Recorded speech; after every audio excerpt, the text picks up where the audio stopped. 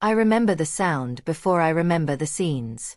The sound of doors slamming, dishes breaking, his voice booming until it swallowed the air in the house. I must have been about 7 years old when I realized that noise was the prelude to something worse. Sometimes, the silence afterward was even more frightening. Because silence, there, never meant peace. My mother said he was just nervous. That it was a man thing. And I believed her. After all, what does a child understand about fear when fear is routine? She spent the day trying to hide the marks, and I pretended not to see. But inside, every bruise she had hurt me too. Before I continue, I want to say that I ask God to bless you with all his infinite love, giving you much health, peace, joy and faith, for we can never lose faith in God, for he will never abandon us, for his love is eternal and infinite. I also take this opportunity to ask that you like the video and subscribe to the channel. This helps me a lot, thank you. May you feel his presence today. Because, believe me, there is healing even in the deepest wounds. The first time I saw my mother fall, time stood still. All I could hear was her breath hitching, and my heart pounding in my throat. I ran, tried to hold on, tried to understand. But he only said she provoked him. And I learned, wrongly, deeply wrongly, that love hurt. The smell of the kitchen, the burning coffee, the clock striking noon on a Sunday. Everything was a backdrop. Violence became a domestic landscape, a frame of everyday life. It was the backdrop to our conversations, the air we breathed. No one talked about it. It was as if breaking that pact of silence were forbidden. I remember the neighbors' visits, pretending not to notice the swelling on my mother's face. People were afraid to get involved. I grew up believing that love meant enduring. That silence was synonymous with strength. And somehow, that belief stayed with me throughout my life. I saw my mother smile after every fight, as if nothing had happened.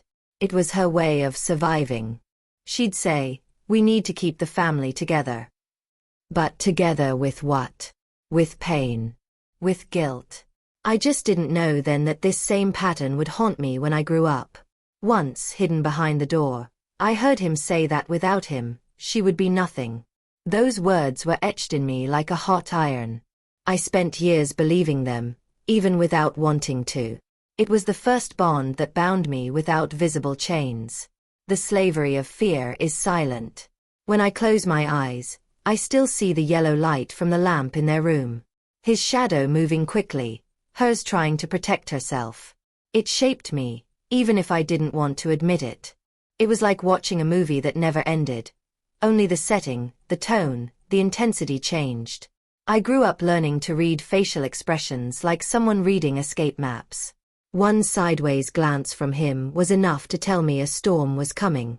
The children in that house didn't play, they just hid. Fear was their most constant toy. There were good days, and those were the ones that confused everything. He laughed, made jokes, took me out for ice cream. And for a moment, I believed that maybe, just maybe, he could change. But what no one knew was that the calm was the prelude to the next tragedy. I can still smell the cologne he wore. And it's strange how, even after all these years, that scent still gives me chills. It's as if the body stores memories that the mind tries to erase. The body remembers the pain, even when the heart pretends to forget. My mother spoke to God every night, kneeling beside his bed. Sometimes I heard her whisper, "Lord, make him change." And for a while, I believed he would indeed change my father's heart. But what I didn't understand is that God never intended for us to confuse forgiveness with permission to continue suffering. There was something cruel about how routine disguised the abuse. The table set, the dinner served, the forced laughter. It was like painting a smile on a bruised face. On the outside, everything seemed normal. But inside, something was already screaming for escape. One day, during one of their fights, I tried to intervene. I had just turned 12. He pushed me against the wall. The impact knocked the wind out of me, and for a second, I thought I was going to die. It was then that I learned that, in that house, even love hurt the one it tried to protect. The neighbors whispered, but no one did anything. It was as if the woman's suffering were a distant spectacle. I watched my mother shrink, trying to fit into a world too small for her. And I promised myself it would be different. Little did I know that promises made in childhood sometimes get broken in adulthood. I remember the first time I wished I could disappear.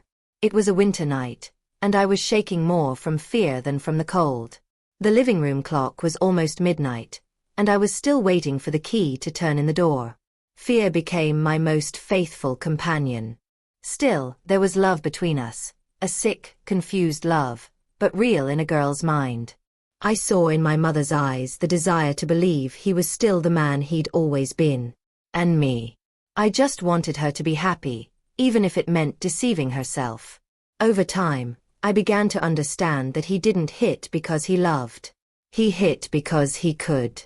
And this difference changed everything inside me, even if I didn't have the courage to say it out loud. It was the beginning of a small rebellion. Silent, hidden, but alive. One day he left and didn't come back until dawn. My mother cried all night, but she said everything was fine. I didn't believe her, because her fine was always accompanied by swollen eyes. And I learned to fear that phrase more than any scream. I never understood how fear could become routine. It was like breathing contaminated air and thinking it was normal. We get used to surviving, and call it life. Until the day something inside us simply breaks. Growing up in that environment taught me to be strong, but in a twisted way. I learned to keep quiet, to smile to hide it, to pretend everything was under control. Only years later did I realize that this strength was actually resilience to trauma. Survival disguised as courage. I remember one time when I asked my mother why she wouldn't leave. She looked at me with teary eyes and said, "Because I love him." And that phrase stuck with me.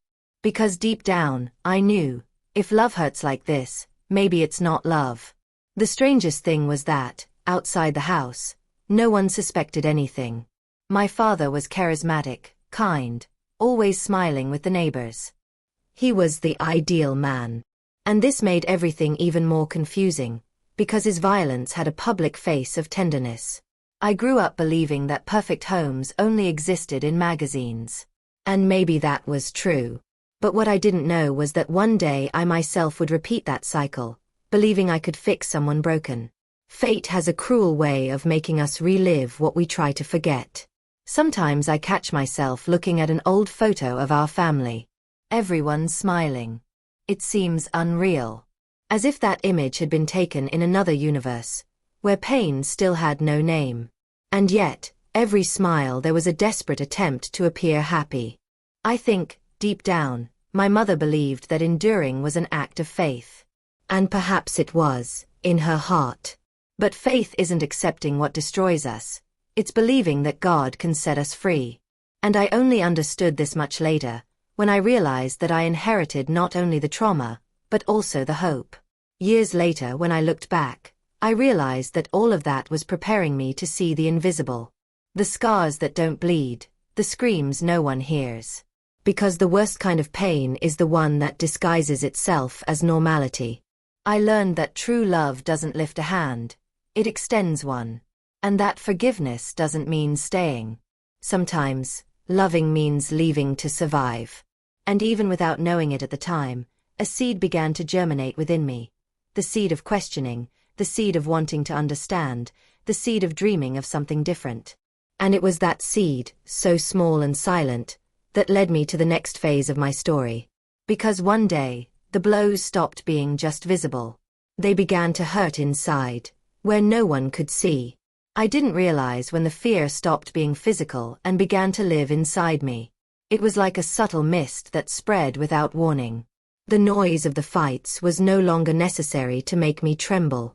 A sly look, a cutting word, was enough. That's when the first invisible blows began. His words carried the weight of punches. "You're useless. No one will want you." And each of those sentences pierced me like a cold blade. I learned to smile while I bled inside, because in my house, crying was dangerous. Crying meant provoking. It's strange how emotional violence leaves no visible scars, yet corrodes everything. It destroys laughter, dulls the sparkle in eyes, steals the morning air. I grew up thinking it was my fault, that I should try harder, be more, be quieter. And the more I tried, the less I existed. School was the only place where I felt different. Even so, I avoided telling people what was happening. I was afraid of judgment, afraid of ruining my family's image. I pretended to be strong, but inside, the silence had already become a prison. Sometimes my mother would tell me things would get better, and I wanted to believe it. She'd bake cakes, fix her hair, put on perfume, as if that ritual could banish the fear from the house. But the sound of his footsteps in the hallway was enough to shatter everything. Her love was made of broken hope. I remember the first time I thought maybe the problem was me. I must have been about 13. He called me ungrateful because dinner was late.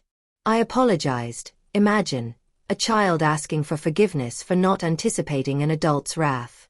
That was the day I began to confuse obedience with love. Manipulation is like poison.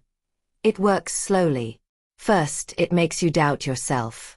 Then, it convinces you that you deserved everything that happened. And before you know it, you've already lost yourself in a story you didn't write.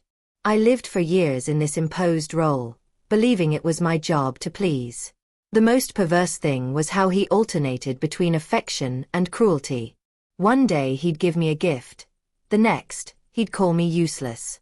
This back and forth left me dizzy, dependent. I never knew which version of him would walk through the door, and that kept me trapped. My mother's gaze said it all. A weary, tender, yet defeated look. It was as if she were saying, "Hang on a little longer, daughter." And I did. I bore the weight of fear, shame, and confusion. I bore it because I believed that bearing it was a virtue. As I grew older, I began to imitate her behavior without realizing it. I swallowed my words, avoided conflict, and smiled to hide it. It was as if I had inherited not only the trauma but also the script of submission. And this script, for a long time, guided my choices. The first invisible blows were verbal, but they soon turned into something bigger. Guilt. Guilt for not being good enough, for not avoiding fights, for not being able to protect my mother. It was like carrying a constant weight on my chest, a weight you couldn't see, but felt with every breath. Sometimes I'd catch myself looking in the mirror, trying to recognize who I was. I didn't see a girl. I saw a dull, voiceless, colorless reflection. And the worst part was, I thought this was normal. Because, inside that house, the abnormal thing was to question. Over time, fear began to shape my actions. I walked on tiptoe, spoke softly, and breathed slowly, as if any movement might trigger his wrath. And so, I became invisible to survive. Invisible even to myself. But even in the darkness, there were glimmers of hope. Sometimes, in church, when I heard a hymn about deliverance, my heart would beat differently.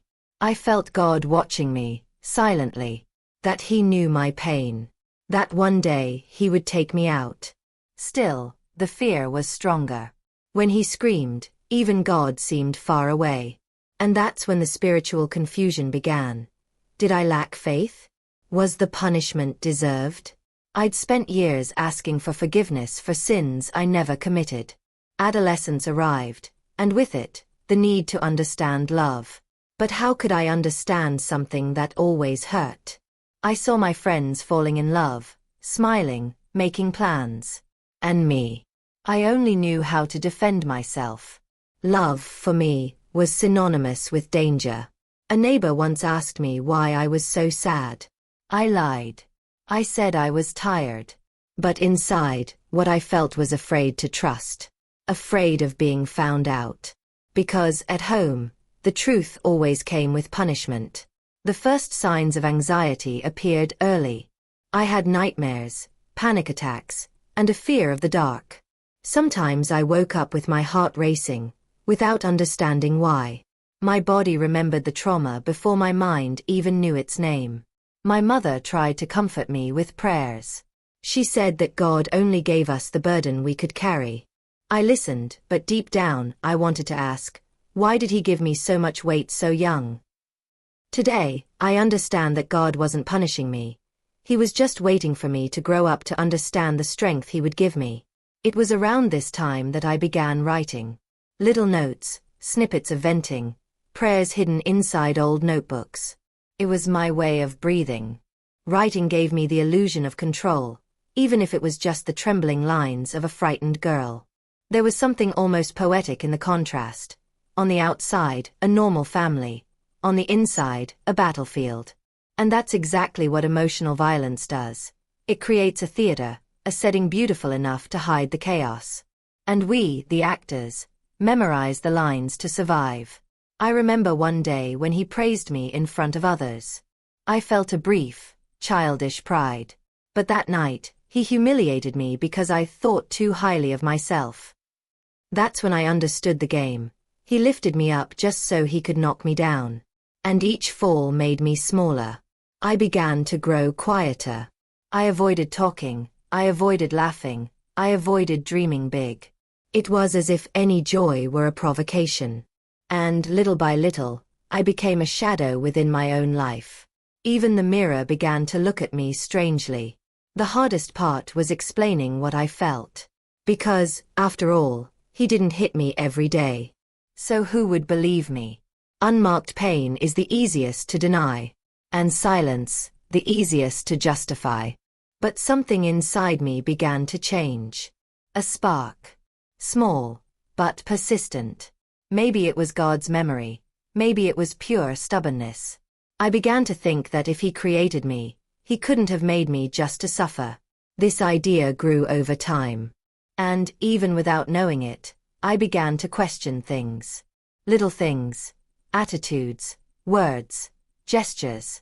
Each question was a step out of the labyrinth. And each step was a threat to his control over me. The price for this came quickly. The screams increased. The humiliations became more subtle, but more cutting. He could tell I was changing, and it angered him. But for the first time, I no longer wanted to please. I just wanted to exist. That's when I discovered, invisible blows are the most dangerous because they make us doubt our own reality. And when you begin to see, the whole world seems to tremble. But it's the first sign of liberation. Because only those who see the prison are capable of dreaming of escape. And it was at this point in my story that the past decided to exact its fullest toll. The wounds I believed were dormant began to bleed again. And this time, at the hands of those I loved most. Childhood memories still come to me in quick, painful flashes. The smell of laundry detergent mixed with blood, the sound of crying muffled by the thin bedroom wall. Sometimes it feels like no time has passed. That house still watches me, silent, its windows full of secrets. And each memory is a wound that insists on healing crookedly. I grew up surrounded by fights. And when I say fights, I don't mean ordinary arguments. I'm talking about shoving, slapping, breaking furniture, insults that burned worse than any cut. Love there was a minefield, every step could unleash new pain. And yet I walked on. My father was the center of the chaos, but not the only one. My brother, still a boy, learned from him what it meant to be a man. He echoed his gestures, his tone of voice, even his cold gaze. And I, too young to understand, became the easiest target. Playing, for me, was a matter of survival. I remember the day he pushed me hard against the garage floor. I tasted iron in my mouth and realized one of my teeth was broken. The strangest thing is that no one came running to help me. Silence, once again, was the house's response. And in that silence, I learned to swallow the pain. School was my refuge. The only place I could breathe without fear of stares. But even there, I couldn't be like the other girls. When they talked about family, I smiled and made up beautiful stories. Stories I wished were mine. The nights were the worst. Fear slept with me, under the same blanket. I tried to count the stars outside the window to forget the screams. Sometimes I prayed silently, God, make me invisible just for today.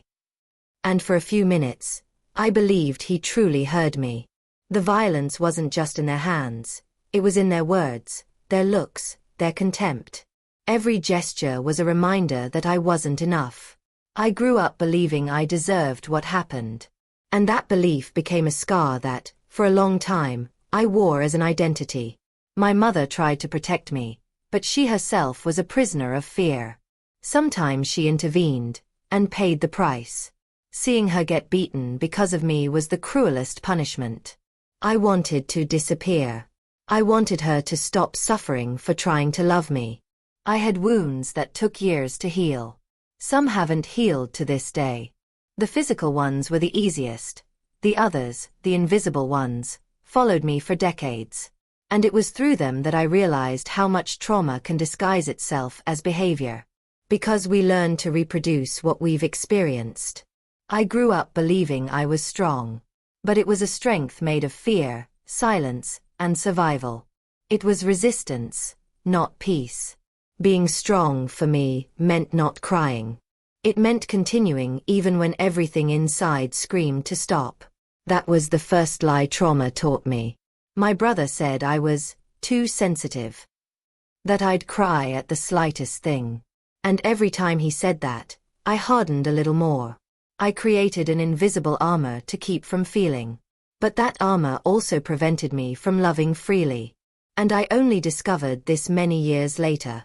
The hardest part was understanding why God allowed it. I silently asked, "Why me, Lord?" And over time, I realized he was never the author of that pain, but rather its comfort. He was the one who kept me alive when I thought I couldn't take it anymore. Even without understanding, I was sustained. There were days when I'd pretend to be sick just to stay in my room. It was the only way to escape fights. I'd make up fevers, aches, any excuse. And lying in bed, I'd imagine a life where no one yelled, where love didn't hurt. It was my way of dreaming of freedom before I even knew it. Guilt was a constant visitor.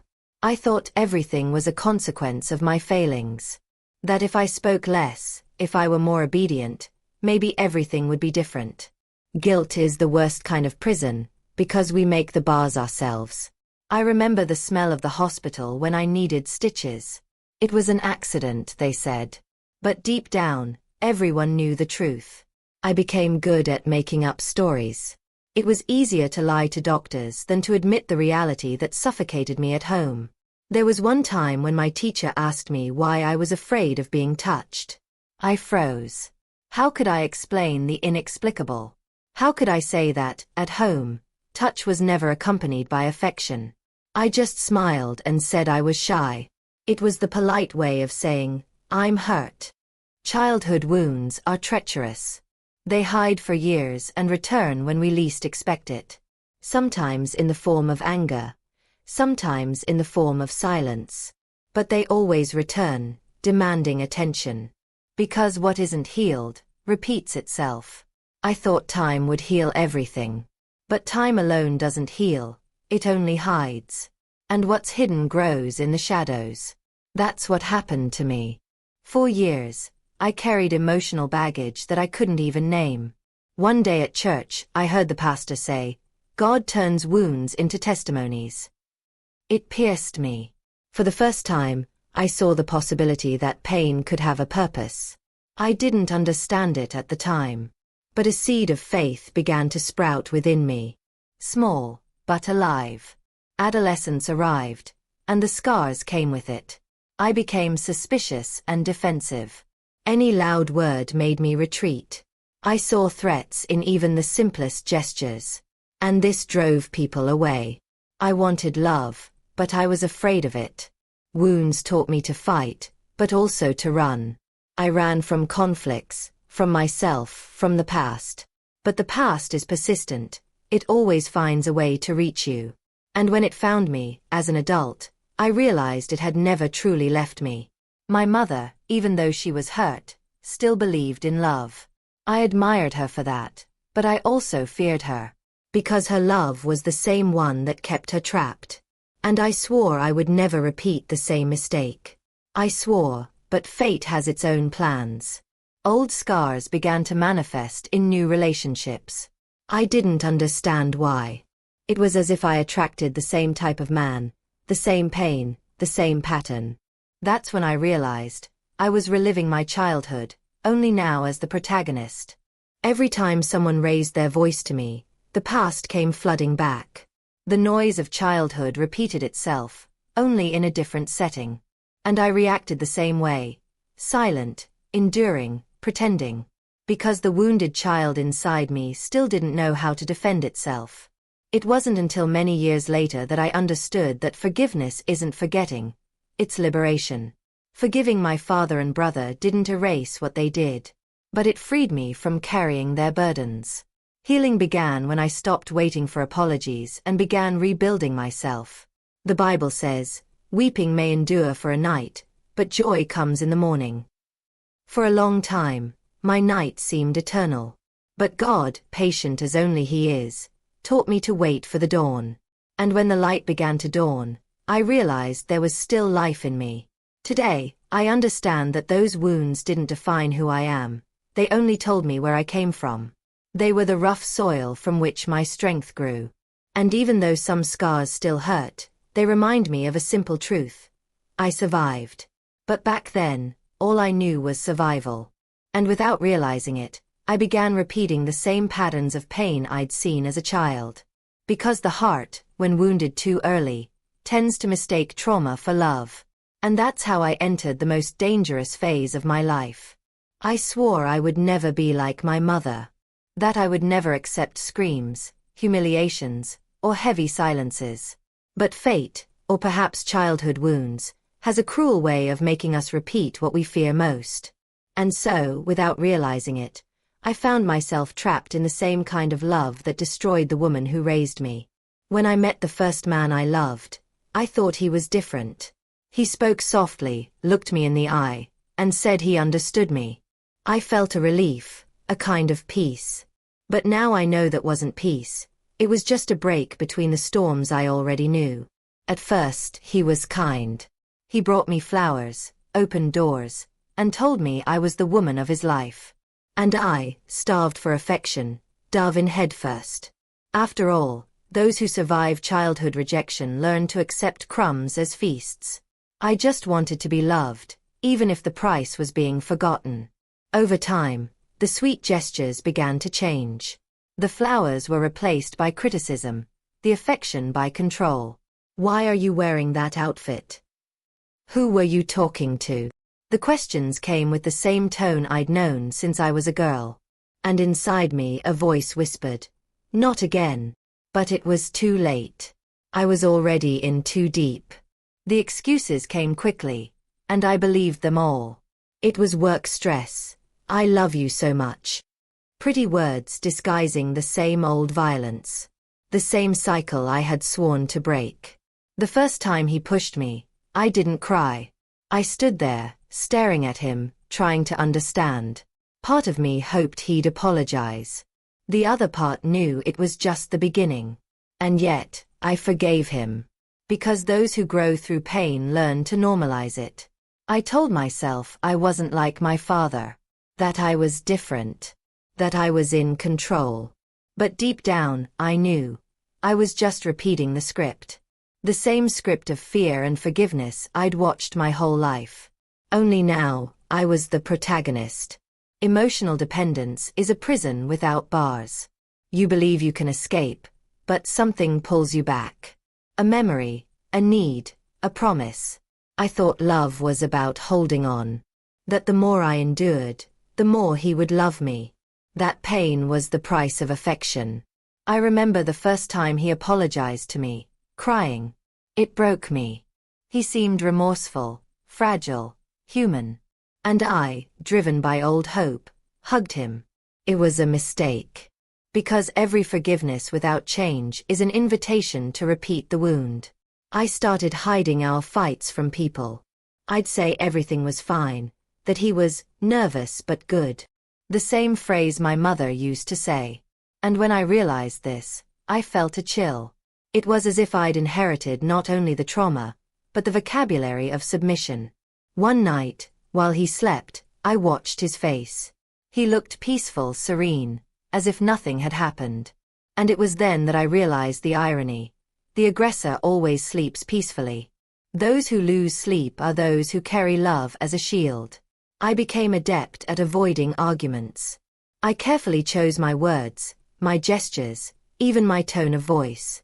It was like walking through an emotional minefield. And each time I escaped an explosion, I thought I was getting better. Little did I know, I was only losing myself further. People asked me if I was happy. I smiled and said yes. No one could imagine what went on behind closed doors. Shame is a powerful gag. It convinces you that it's better to remain silent than to be judged. There were times when I thought about leaving, packing a bag, disappearing. But fear came right after. Fear of being alone, fear of failure, fear of not being loved again. Fear is abuser's greatest accomplice, and the most silent. The cruelest thing is that I still believed I could save him. I thought my love was medicine. That if I was patient enough, he would change. That thought is a trap. And for a long time, it was my most comfortable prison. As the years passed, violence ceased to be the exception and became routine. Small daily humiliations, hurtful jokes, subtle isolations. And I, increasingly, molded myself to fit into the space he allowed me to occupy. The same thing I saw my mother do. There was a day when I looked in the mirror and didn't recognize myself. The tired eyes, the forced smile, the dull skin. It was as if the woman I was had disappeared. And in her place was a surviving, but not living version. I tried to talk to him about it. I told him I needed respect, space, and lightness. He laughed. He said I was getting too sensitive.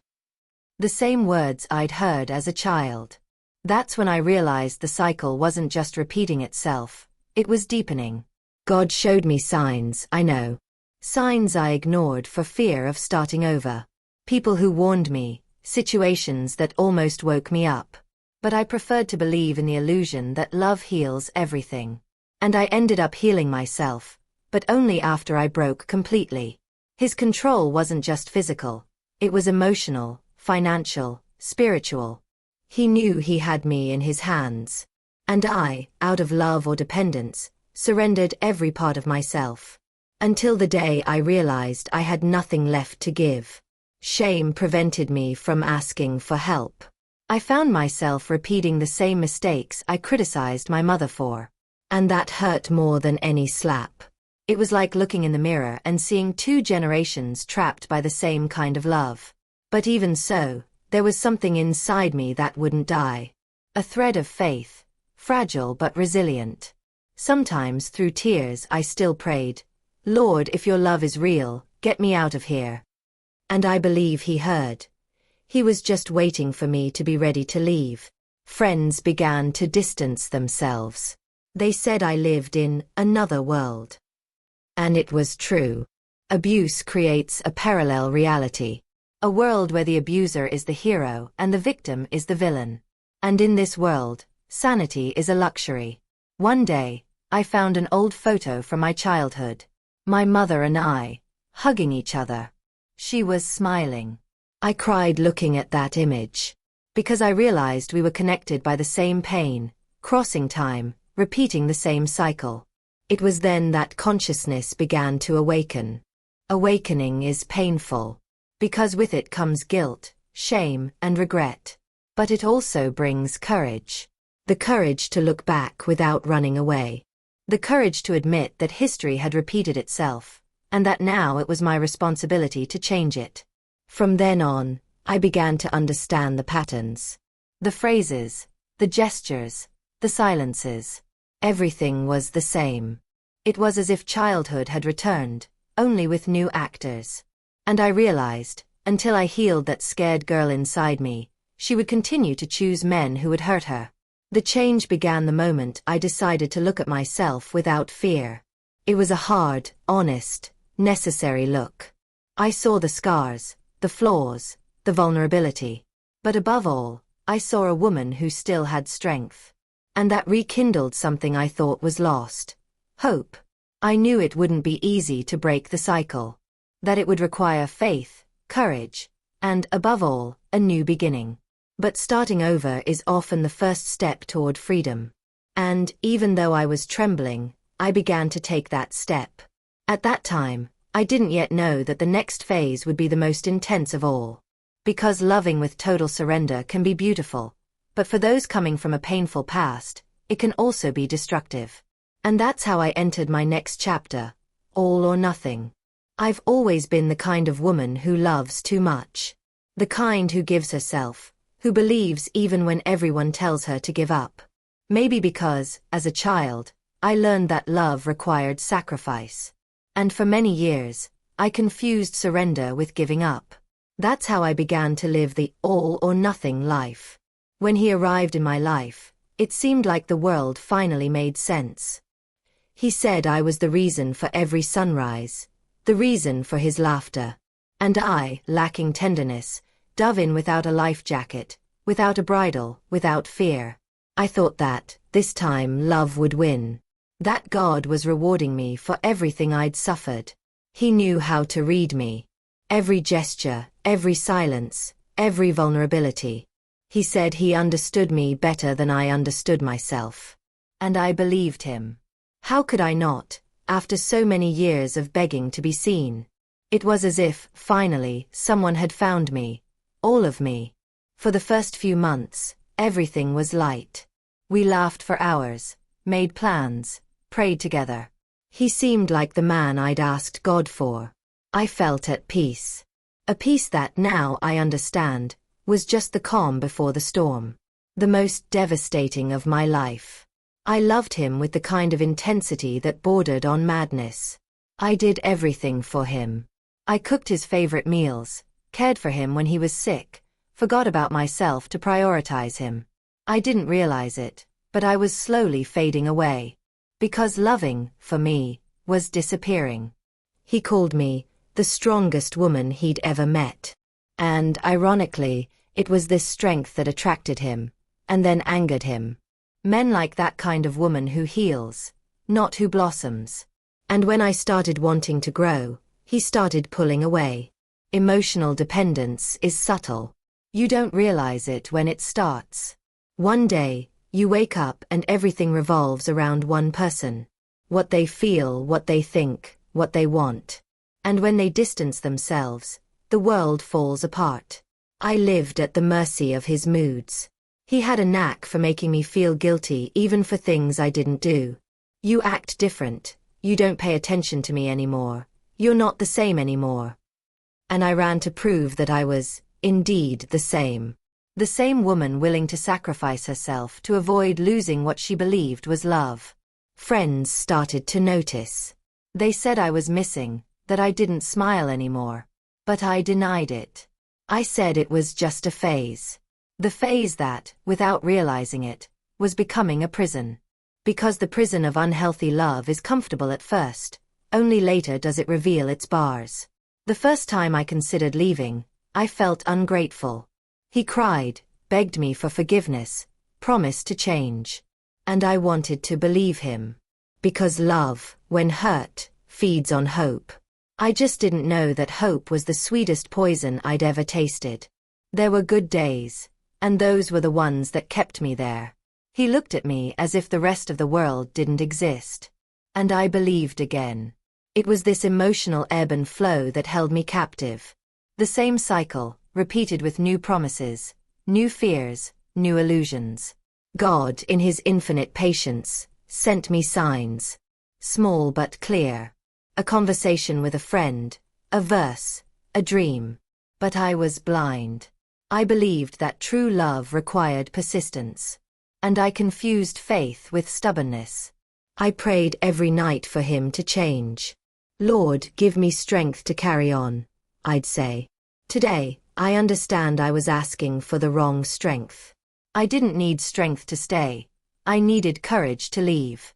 But back then, that still seemed impossible. He started to alienate me from others. He told me no one understood me, that only he truly loved me. I thought it was cute at first. It sounded like protection. But it was control. The loneliness he created was the perfect breeding ground for emotional violence to flourish. Over time, The words began to hurt more. "You're crazy, you'll never make it without me, no one wants you." I listened and believed them. It was as if each sentence erased a part of my soul. And yet, I stayed. Because the pain was familiar. When we grow up amid violence, the sound of healthy love seems strange. Peace is frightening. I thought intensity was synonymous with passion. And when it didn't hurt, I doubted it. So, even though I was suffering, I stayed, because pain was what I knew how to feel. He got sick, and I cared for him. Days and nights in the hospital, praying, watching, feeding. I gave myself completely. I believed this care would bring us together again.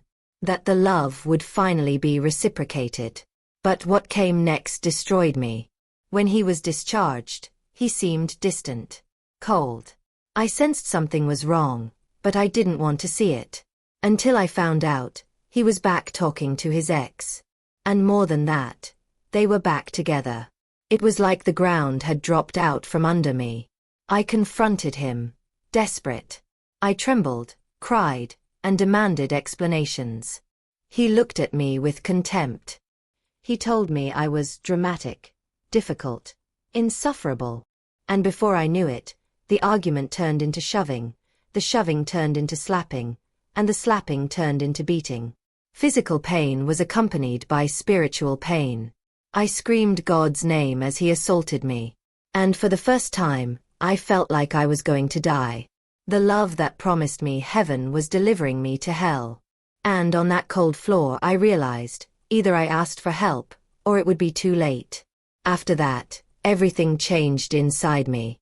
Fear gave way to lucidity. Love became survival. And for the first time, I understood what my mother could never do. Break the cycle. Because sometimes loving yourself is the most holy act of all. I spent days without looking in the mirror. The marks on my face were less painful than the marks on my soul. I felt empty, betrayed, broken, but also alive. And for the first time, I realized that being alive was, in itself, a miracle. People asked me if I hated him. And to my surprise, I didn't. Hating would still be a way of connecting with him. I just wanted peace. I wanted to learn to breathe without fear. I wanted, finally, to rebuild myself. I began to pray differently. No longer asking him to change, but asking God to change me. To teach me to see the value he saw in me. To heal the wounded girl who still believed that love and pain were the same thing. It was during this phase that I discovered what all or nothing means. I gave everything. And in the end, I was left with nothing. But within that nothingness, God began to plant a new beginning. Because sometimes, you have to lose everything to finally find yourself. I learned that true love doesn't need to be begged for. It's light, respectful, and free. But to understand this, I had to go through the storm. And even though I was hurt, I could still see God's hand pulling me out of the darkness. From that moment on, a decision was made within me, to ask for help. For the first time, I wouldn't hide, justify, or minimize. I would fight for myself. And that was the beginning of my redemption. The moment hell became a path to liberation. What I didn't know was that this decision would lead me to a new chapter in my life. A chapter of courage, justice, and, above all, faith. Because after years of silence, I finally found my voice. And it was with that trembling but determined voice that I walked through the police station doors. And there, amid tears and wounds, began the most painful and liberating part of my journey. I still remember the sound. The dry slap that broke the silence. It wasn't the first time he'd assaulted me, but it was the last time I'd silently accepted it. The physical pain came first, but what truly broke me was the sound of my own breathing. Shaky, desperate, crying out for help that wouldn't come. It all started a few days after he left the hospital. I had cared for him like one would care for a child. Praying, feeding, watching over his sleep. I thought the pain would make him more human. But instead, his suffering reignited the cruelest part of him. And I was the closest target. That morning, I noticed something different. The distant look in her eyes, the cell phone face down, the coldness in her gestures. My instincts screamed, but I ignored them. I wanted to believe she was just insecure. But the truth always finds a way to emerge, even when we pretend not to see it. I discovered it by chance. A forgotten message on the screen. Her name, his ex. And an "I missed you" that took my breath away. The ground disappeared. I trembled, somewhere between anger and denial. The betrayal wasn't just his. It was everything I believed could heal with love. I waited for him to arrive. I tried to be calm, but my voice was shaking. I showed him my phone and asked for an explanation. He laughed. He laughed as if my pain were a joke. And in that laugh, I realized the man I loved never existed. He was just the illusion the trauma had created for me. His words were worse than the assault. "You're pathetic. No one wants you. Not even she humiliates me like you do." Each sentence was a blow. And the worst part was that I still tried to argue. I tried to understand. But there's no logic where there's cruelty. I remember the exact moment love ended. It was when he pushed me and I fell against the wall. My body ached, but my heart ached more. Because, in that moment, I realized I was alone. That if I didn't fight back, there would be nothing left of me. The argument escalated quickly. I screamed. He screamed louder. I tried to leave, but he blocked the door. His gaze, cold, soulless, made me freeze. And in a second, everything turned violent. Slaps, punches, shoves. His rage seemed endless. I fell, hit my head. I remember the taste of blood. The world spun. I tried to get up, but he kept hitting me. He kicked, cursed, told me I deserved it. I screamed God's name, begging for it to stop. And in the midst of the chaos, I felt a presence, something that told me, "Survive. It's not over yet." I passed out. When I opened my eyes, I was on the floor, alone. The house was silent, my body throbbing, my heart racing. It took me a while to understand where I was. Shame came first, then fear. The fear of telling, the fear of not being believed, the fear of staying alive. I went to the bathroom and looked in the mirror. I barely recognized myself. My swollen face, my black eye, the dried blood on my lips. I touched my reflection with trembling hands. It was like staring at a stranger. The woman staring back at me was someone I never wanted to be, but someone I had let come into being. In that instant, something inside me shifted. It was no longer love, nor pain. It was fury. A silent, sacred fury. An inner voice said, "Get up." And I did. Not out of courage, but out of instinct. Because the body, even wounded, knows when it's time to fight for survival. I gathered my things like someone fleeing a fire. With every step, I heard the sound of my heart. It was still beating, and that was proof enough that God hadn't given up on me. I walked out the door like someone escaping captivity. The cold street air felt like a blessing. I remember the first place I went. A childhood friend's house. When she opened the door and saw me, she cried. I cried too. She hugged me and said, "You'll be okay." In that embrace, I found what I was missing: humanity. I lay awake all night. Every time I closed my eyes, I relived the scene. My body ached in places I hadn't even known existed. But the deepest pain was that of having lost myself. I no longer knew who I was. I only knew who I no longer wanted to be. In the morning, she insisted I go to the police station. I hesitated. Shame, guilt, fear. 3 ghosts that always walk together. But she held my hand and said, "God doesn't want you dead. He wants you free." And those words were the spark that ignited my courage. I went to the mirror one last time before leaving. I looked at myself and amidst the chaos, found something new, a spark of strength. It wasn't pride, nor revenge. It was faith. Faith in a God who, even in silence, never stopped protecting me. The walk to the police station was the longest of my life. Every step hurt.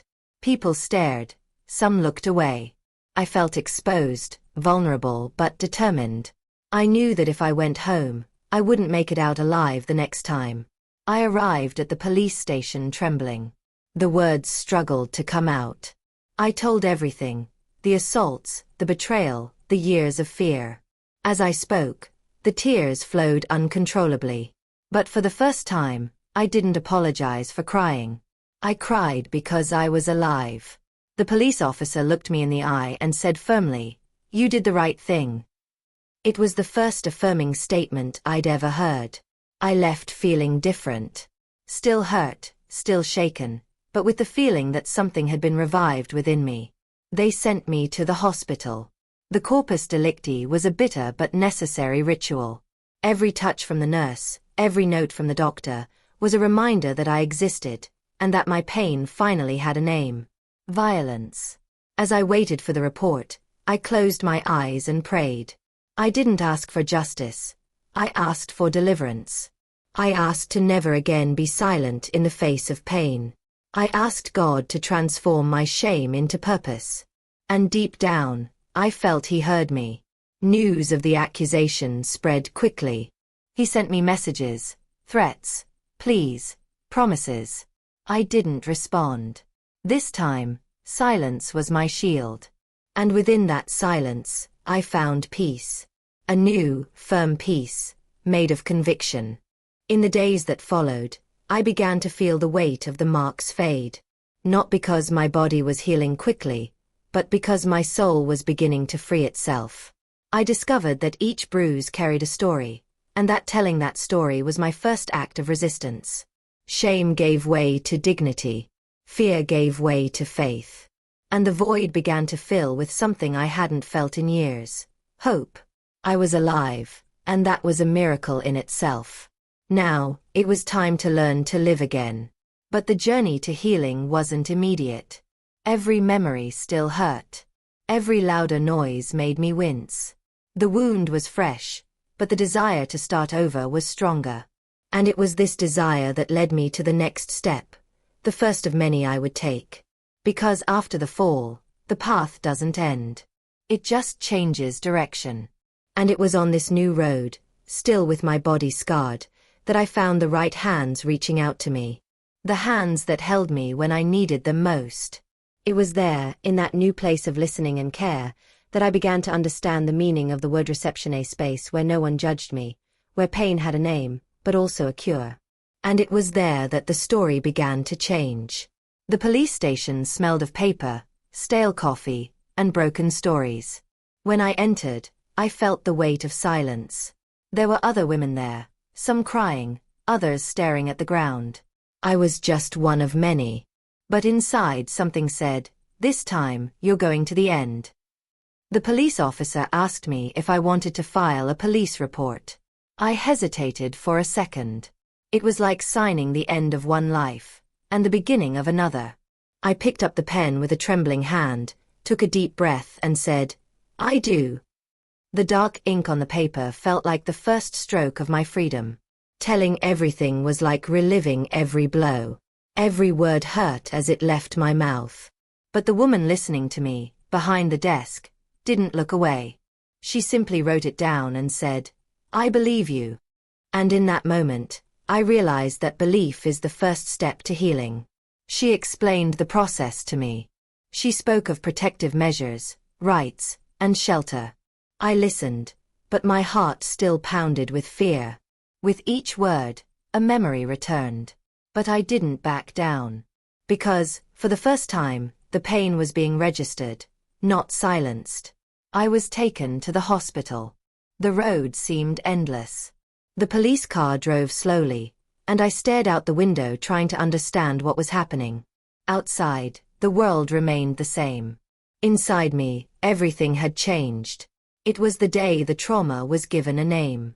At the hospital, a nurse greeted me with a sweet look. She didn't ask much, she just held my hand. "You're brave," she said. I wanted to laugh, but it was mixed with tears. Because courage, for me, was still just the act of continuing to breathe. The forensic examination was a painful ritual. Every touch reminded me of what had happened.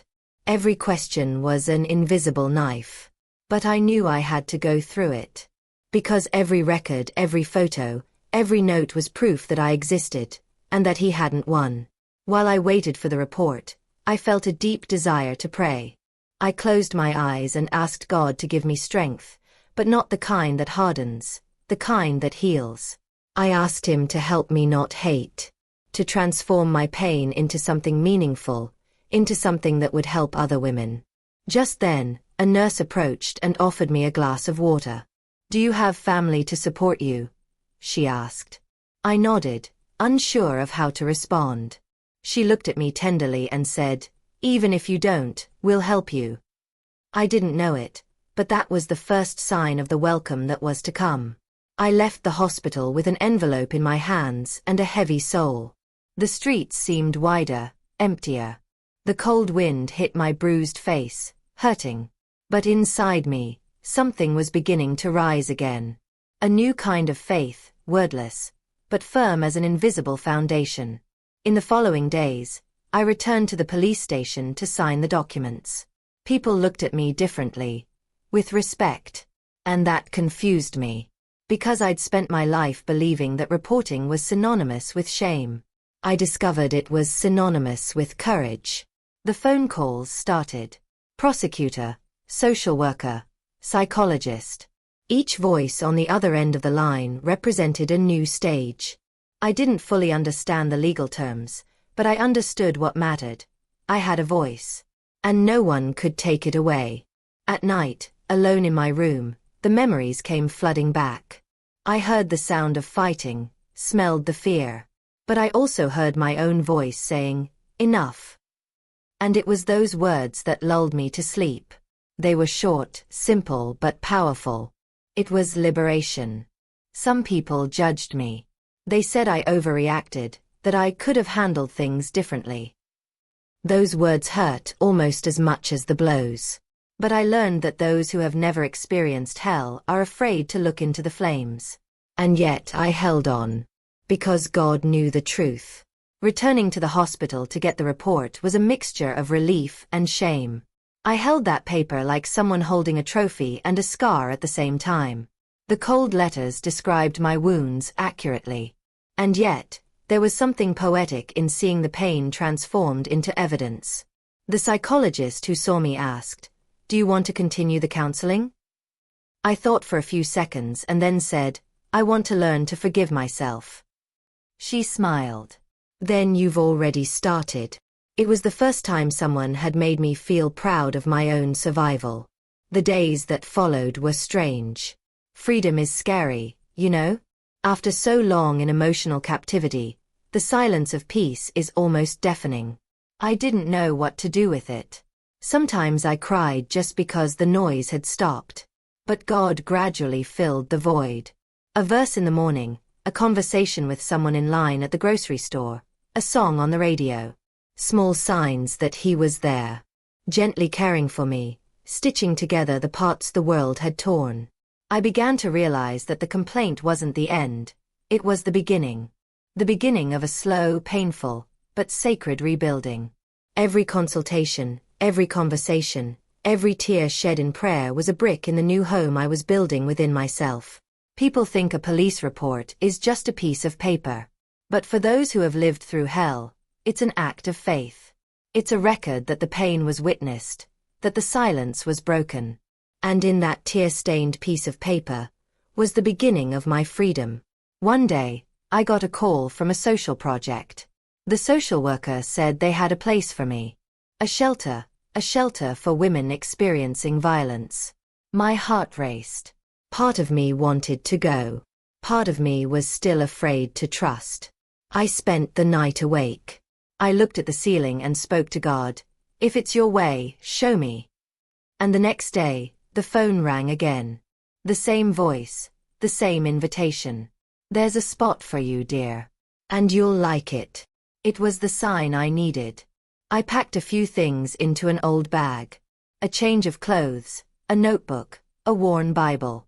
It wasn't much, but it was all I had. And this time, I didn't cry about leaving. I cried about moving on to life. On the way to the shelter, memories came like waves.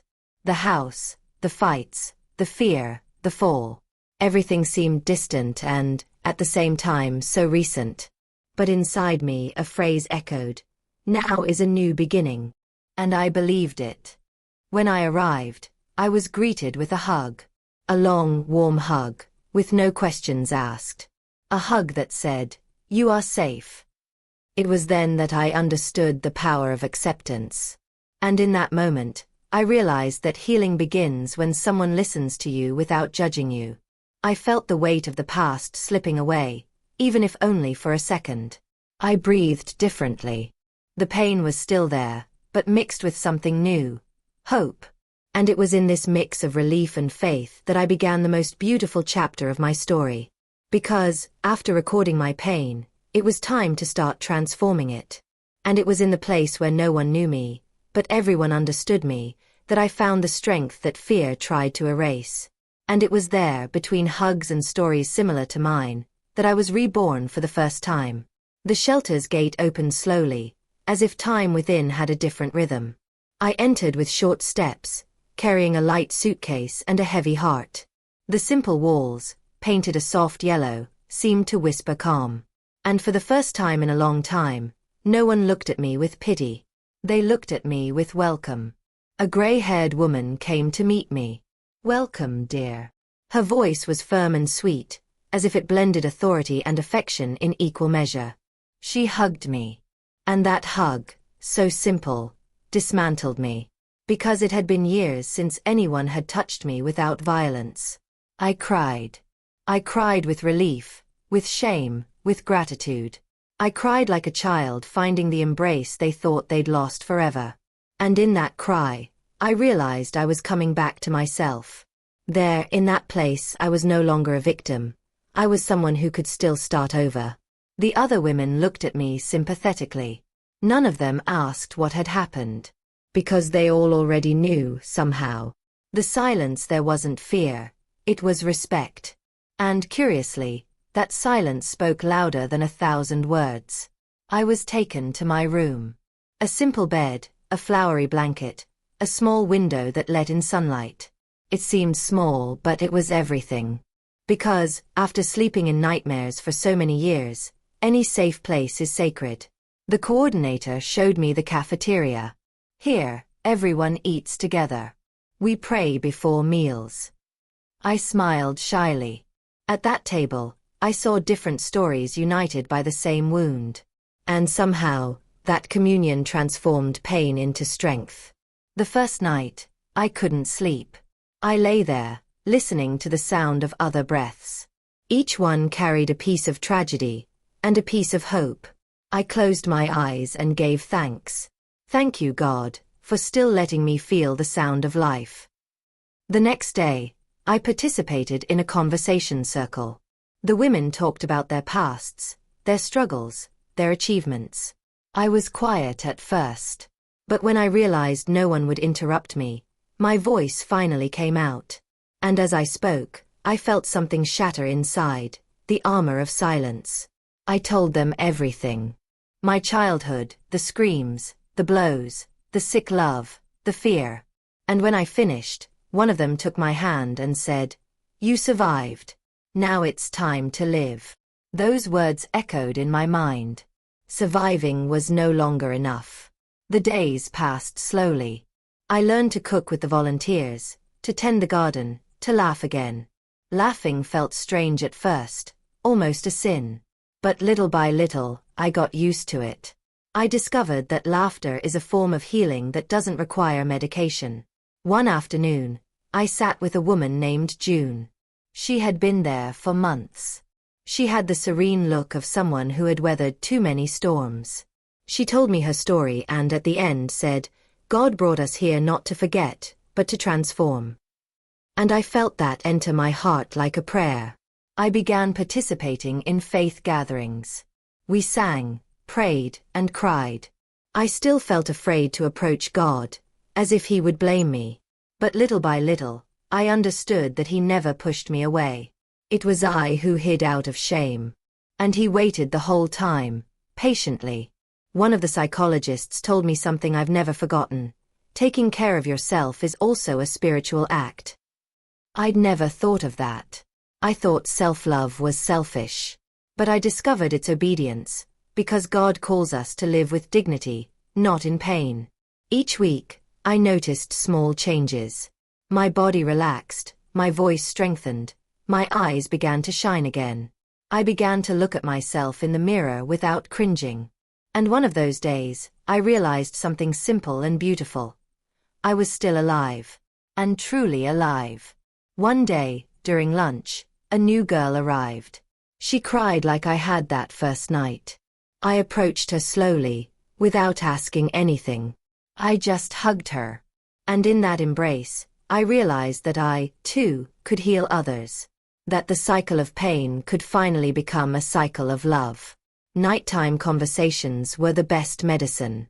We talked about everything. Recipes, dreams, movies. It was incredible how life came back in the details. No one there had luxury, but everyone had the essential, humanity. Sometimes I'd sit on the patio and watch the sunset. The pink sky seemed to remind me that beauty still existed, even after the pain. I'd take a deep breath and tell myself, "You've made it through another day." And that was victory enough. I received a letter from the court. A protective order had been approved. The news came as a relief. I could walk down the street without fear of being followed. I could exist in peace. It was a new freedom, silent, but powerful. I began helping to welcome newcomers. I guided, listened, and comforted. And I realized that while I helped, I also healed myself. Because those who understand another's pain learn to forgive themselves for their own. The cold nights were lighter with conversations and prayers. Faith once again became a comfort, not a punishment. I learned that God doesn't punish, He rescues. And each dawn there was a reminder that a new beginning is possible for those who still believe. One day, the coordinator called me in for a chat. "Have you thought about the next step?" she asked. My heart raced. Part of me wanted to stay there forever. But the other part knew it was time to move on. Because the shelter heals, but it's not a destination, it's a bridge. I began participating in workshops. Painting, gardening, crafts. I discovered talents I didn't even know I had. My hands, once accustomed to pain, now created beauty. And in each stroke, there was a silent prayer. "Thank you, Lord, for giving me back my true self." I made friends who became sisters. We called ourselves survivors with a purpose. We laughed, we cried, we dreamed together. Pain brought us together, but love kept us going. Because true love doesn't bind, it frees. One night I woke up scared after a nightmare. I went out into the courtyard, trembling. And there was June sitting reading the Bible. She looked at me and said, "Fear only comes back to see if you're still weak. Show it that you're not." We laughed. And I understood that faith also has humor. Over time, I began to dream again. Dreaming of work, of independence, of freedom. The pain was still there, but now it was fuel. And inside me a voice said, "You can do it." And for the first time, I believed it. The shelter became more than a temporary home, it became a sanctuary. A place where love wasn't a threat, but a haven. Where touch was care, and silence was rest. I was being reborn, step by step, with every act of kindness I received and offered. I learned that healing isn't about forgetting what happened. It's about looking at the pain and saying, "You don't define me." And with each day, that statement became truer. I was the one who survived, but also the one who flourished. And it was in this blossoming that I began to feel the urge to move, to learn, to conquer. Because when the soul heals, the body asks to live. And that's how I decided to take the next step, to rebuild my autonomy and turn the key to my destiny. The day I left the shelter was the hardest and most liberating of my life. I left behind fear, but also the comfort of protection. Inside, I had found shelter. Out here, I would need to find courage. And courage, I discovered, also hurts at first. I carried a small suitcase and a bunch of new dreams. The coordinator hugged me before I left. "Now it's up to you, and God with you both," she said, smiling. I laughed, overcome with emotion. And deep down, I knew He would never leave me alone again. Returning to the real world was a shock. The noise of the streets, the movement of people, the feeling that everything had changed.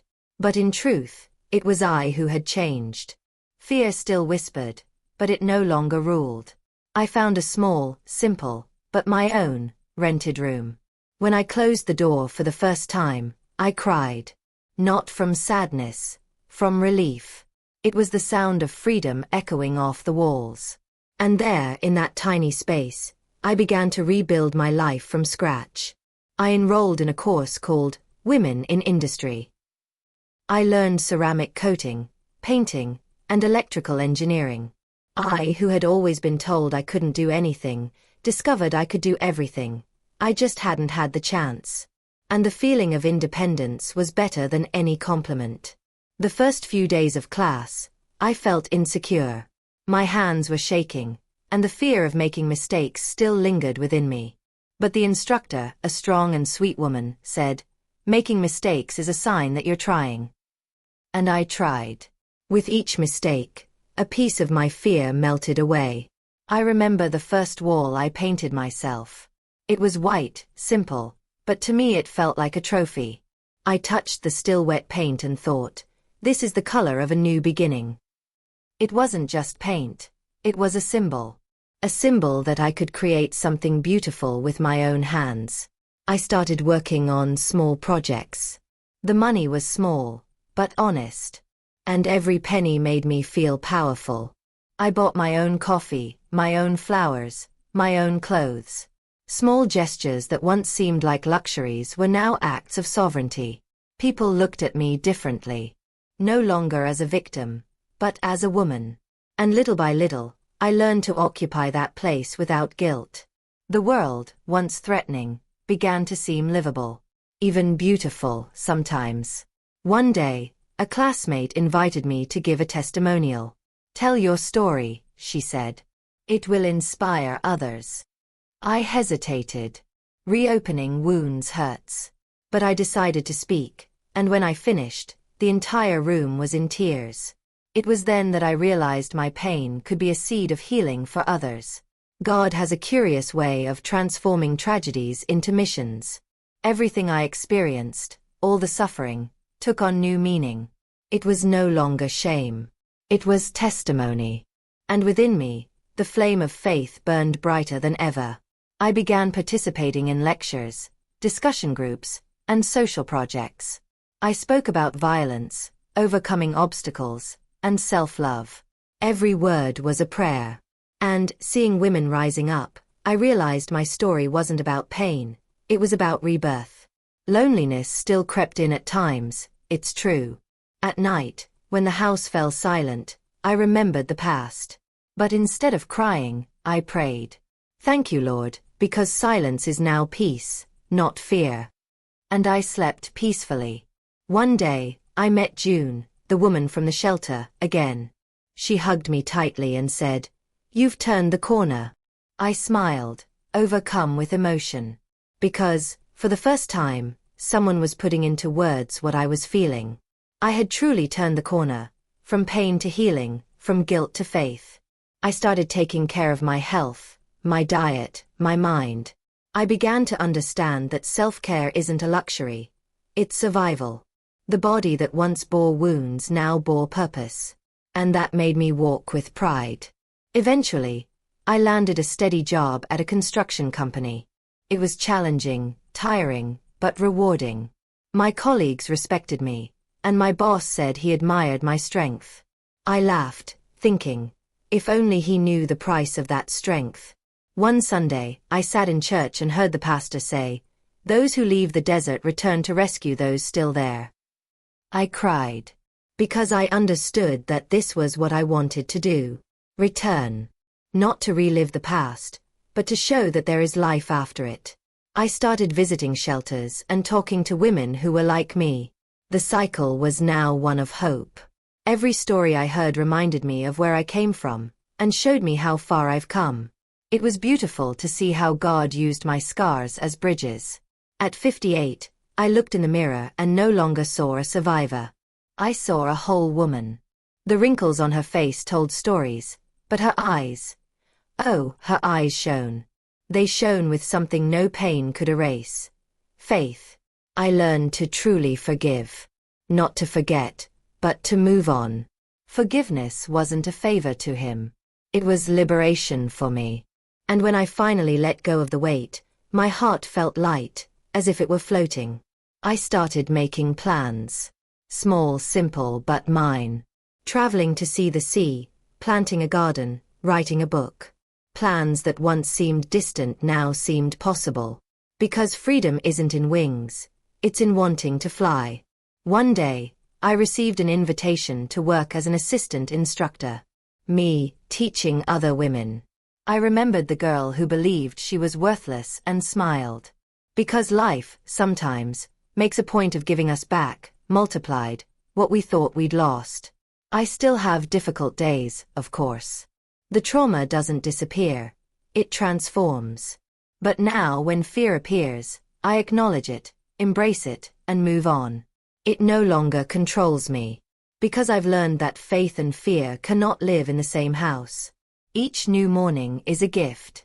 I wake up, make my coffee, and say, Lord, thank you for another day without yelling. And that simple phrase is the greatest prayer I know how to pray. Because peace, when achieved, becomes the greatest miracle. People say I'm an inspiration. I just respond, I'm proof. Proof that God doesn't fail, even when the world falls apart. Proof that when a woman decides to stand up, nothing can bring her down. Not the past, not pain, not fear. Today, I understand that turning the key isn't about forgetting what happened. It's about deciding that the story doesn't end there. And each time I recount my journey, I feel the sound of that key turning once more, opening new doors for me and so many others. And now, more mature, lighter, more whole, I feel that my journey has led me here. To the point where freedom stopped being a dream and became a purpose. Freedom has a scent. A light, almost sweet scent, of fearless mornings. Sometimes I still wake up scared, as if I need to defend myself. But I quickly remember, the danger has passed. And what remains now is only the echo of a past that no longer belongs to me. Walking down the street without looking back was my first victory. The wind on my face, the sun touching my skin, the noise of the city. Everything felt new. Small sounds that had previously frightened me now sounded like music. It was the sound of life calling me to dance. I discovered that freedom isn't the absence of pain, it's choice. Choosing not to turn back, not to give in, not to doubt my own worth. With each step, I reaffirmed to myself, you won. And silently, I felt God smiling down upon me. The marks on my body are gone, but those on my soul remain. Only now, each scar is a medal. They tell stories of survival, faith, and resistance. I'm not ashamed of them. They are the map of the path I took to get here. I began working with other women, guiding, listening, and supporting them. Shared pain turned into strength. Each story I heard was a reminder that healing is collective. That when one woman rises, she pulls many others along with her. Sometimes I find myself remembering the woman I was. The one who kept quiet, who believed she deserved little. I feel tenderness for her now. Because she was the one who survived. And without the survivor, the free woman wouldn't exist. Faith was my foundation. Even on the days when I doubted, God didn't let me go. He waited for me at the right time, and when I finally reached out, He pulled me back to life. I learned that miracles don't happen suddenly. They happen step by step, decision by decision. Over time, I began giving talks in schools, churches, and communities. I told my story not to shock, but to inspire. I told women, God doesn't want to see you hurt. He wants to see you alive, smiling, free. And every tear they shed reminded me of my purpose.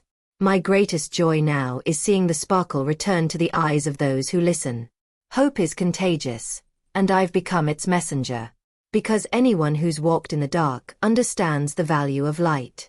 And I want to be that light, even if it's small. I received a proposal to coordinate a training project for women in vulnerable situations. When I read the email, I cried. It was as if my entire story had led me to this point.